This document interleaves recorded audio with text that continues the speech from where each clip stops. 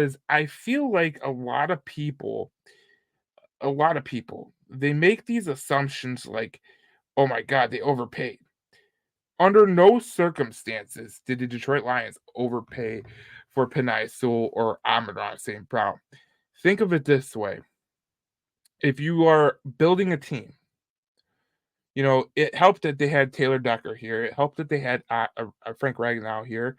But when the Detroit Lions were rebuilding, when Dan Campbell came to here, uh, Brad Holmes came here. There was it wasn't that much talent, and they found a guy in Amon Ra St. Brown late in the NFL draft, a day 3 pick.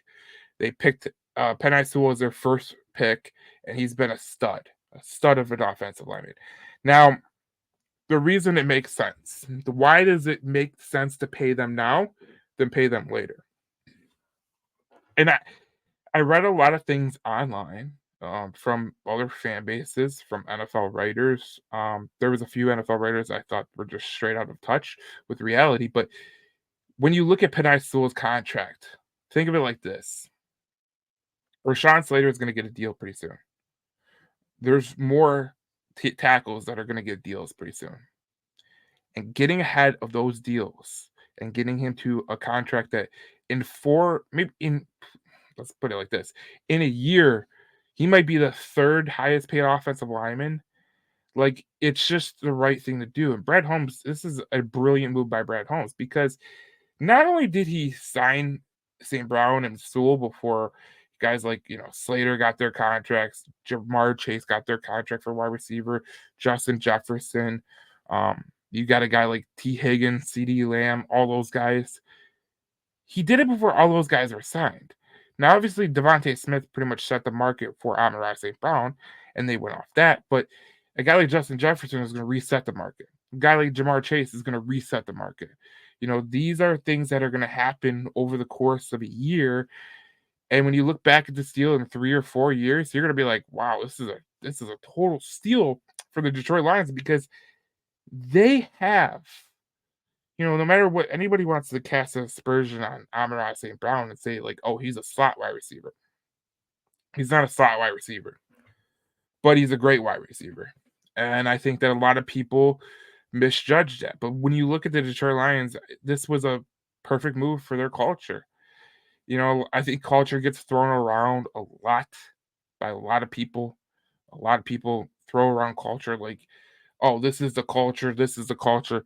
When you look at these two guys and you look at Dan Campbell and the way he's built this program, you look at three significant young players that are going to be the culture identifiers that are going to sustain your success into the future. You look at a guy like Amon Ra St. Brown, gritty, hard worker. He's always going to outwork you. You look at a guy like Penei Sewell, tough, mean, athletic, tough as hell to beat, and just he's going to wear you down. A guy like Aiden Hutchinson, as soon as he is able to get his deal, he's going to get paid too. And you look at all three of those guys, there's a key identifier in every one of those players. And Brad Holmes has done an impeccable job of getting guys that match that type of intensity. And I know culture can be thrown around, but when you're a rebuilding club like they were in 2021, you're we didn't know who Amon Ra St. Brown was the first 6 weeks of the year. Then he came out. And then, last year, the year before, they went 1-6 to start out, and then they almost made the playoffs. They come back this year, they win 2 playoff games. There's been a steady incline from these players. Amon Ra St. Brown, Sewell, you've seen guys like Hutch get drafted and have a great second year.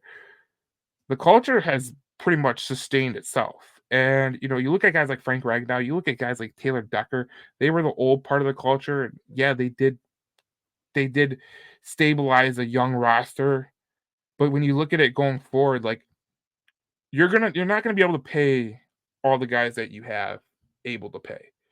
You're not going to be able to pay like I look at this graphic here.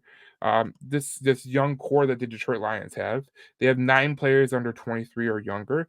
Sewell, McNeil, Laporta, Joseph, Hutchinson, Campbell, Williams, Branch, Gibbs.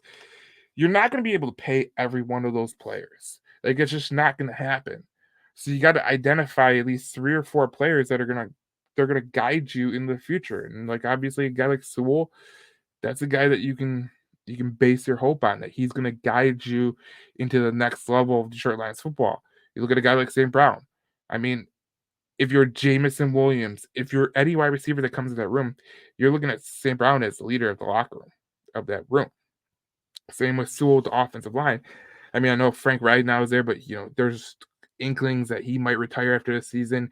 You hear about Taylor Decker maybe being, close to done, because I imagine that this highest paid offensive lineman is going to move to left tackle eventually. But all in all, like, Brett Holmes has done an amazing job at building this franchise, and he's done an amazing job at just putting this franchise in the best position to succeed, not just right now, but in the long term. Because when you have 3 to 4 players that you could build around, that you could say they are the culture, when young players come into the locker room, they see those guys and they know what to expect. That is crucial. Like, a lot of people don't understand how much that means to a culture because, like, you could be talented as hell. I take the Dallas Cowboys for an example, okay? The Cowboys are a talented ass football team. Now, there's no doubt about it. Micah Parsons, Van Der Esch, and you know Deron Bland and Demarcus Lawrence and CeeDee Lamb and Jake Ferguson, and there's just something missing there. And you know it's not the talent. There's a lot of talent there. They should be able to win. The problem is, I don't really think they have the culture ingrained in them. A lot of times you hear a lot of people say, "Oh, you know, I thought, this guy was going to take the next step." He never does. And the leadership role is devoid.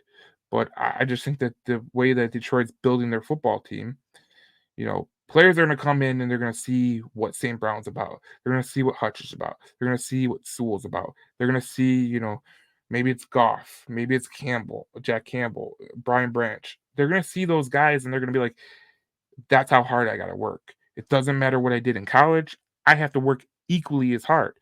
And I believe Jameson Williams in the last half of the year played his best football. And there's a reason for that.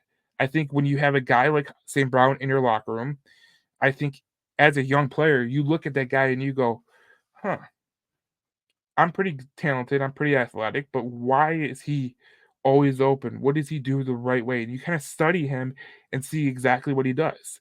And if you're an offensive lineman, you're studying Sewell. And if you're a defensive lineman, you're going, okay, what makes Hutch Hutch? Like, what makes him tick? It's obviously the motor.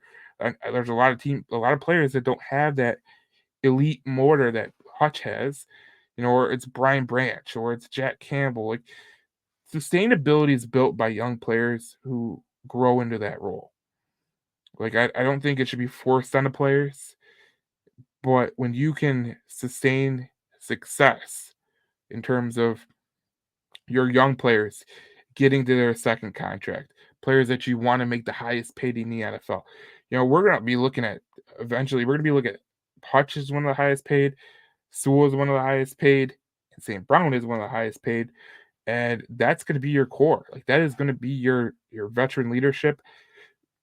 That's gonna be the three people that when people walk into the Detroit Lions locker room, they're gonna see those players and they're gonna say, that's what I have to do. That's how we're gonna do it, and that's how you build a culture. Because I can remember when the Red Wings were on their 25-year run of make the playoffs every year, contending for Stanley Cups. It started with Steve Yzerman. It manifested itself into Zetterberg, Datsuk, Lidstrom, and it went decades before you started to see the wheels fall off. And in the NHL, it's a little bit different rebuilding, so you don't get to rebuild as fast as you do in the NFL or NBA. But you could see that there's obviously considerable difference from where they were to where they are now. Now they're getting better, but when you look at the Lions, like, they got better quick, and that's because the NFL is like that. I mean, you have a good general manager like Brad Holmes, and he's making the right decisions. He's not making any panic decisions. This is what you get. And Brad Holmes has shown again that he's an elite level general manager who's going to make the decisions for his team, and he's going they're only going to get better. But, you look at the way that Brett Holmes is drafted, it's been elite. You look at the way that he signed free agents, I mean, some of his free agents have been bust, but for the most part, he's done a damn good job through, you're going on 4 years and you've already went to an NFC championship game in this regime. And I think the Bryce is only ahead. When you look at a guy like Penei Sewell and Hutch and Sewell and St. Brown, like these are guys that you are going to build around, and these are guys that Brad Holmes drafted.